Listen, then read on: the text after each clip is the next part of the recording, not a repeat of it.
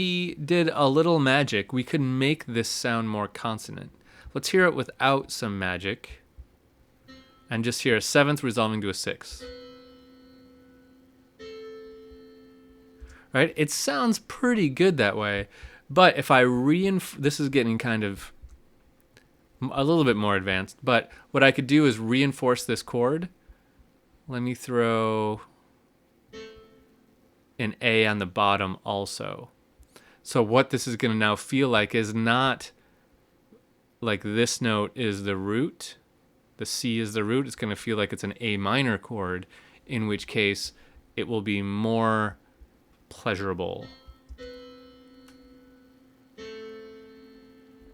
So just by emphasizing that A at the bottom, I made it feel like an A minor chord and not a C major chord.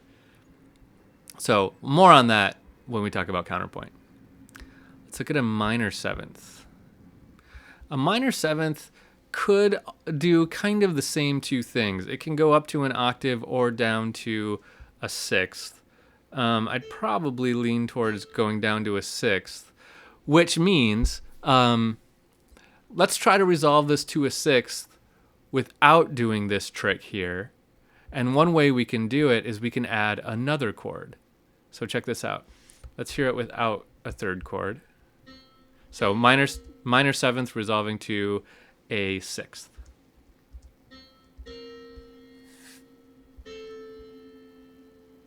Okay? Now, this isn't completely resolved to me. It's not bad. It's not a really sharp dissonance. But what if I added a third chord and went down to a fifth? Now, the minor seventh resolves to a sixth, which resolves to a fifth.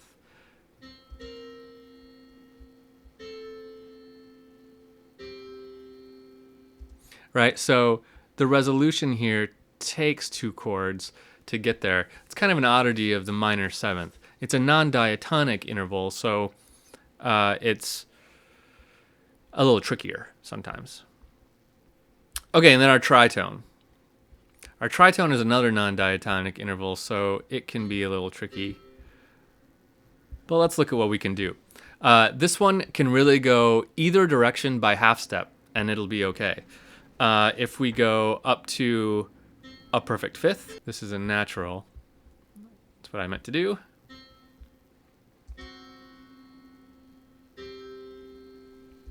Okay, that works. We can also take it down to a fourth if we wanted.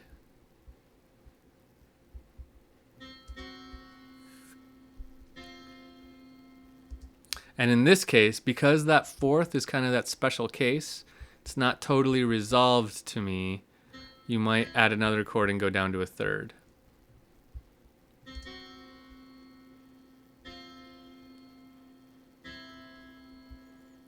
Right, and this has kind of a conclusion feel to it. So there's a lot of different ways we can resolve dissonant intervals.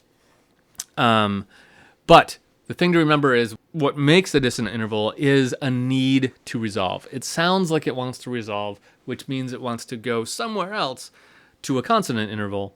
And there are a number of different ways we can get there. Now, for now, what I've walked you through here is kind of a free form. We can go here, we can go there.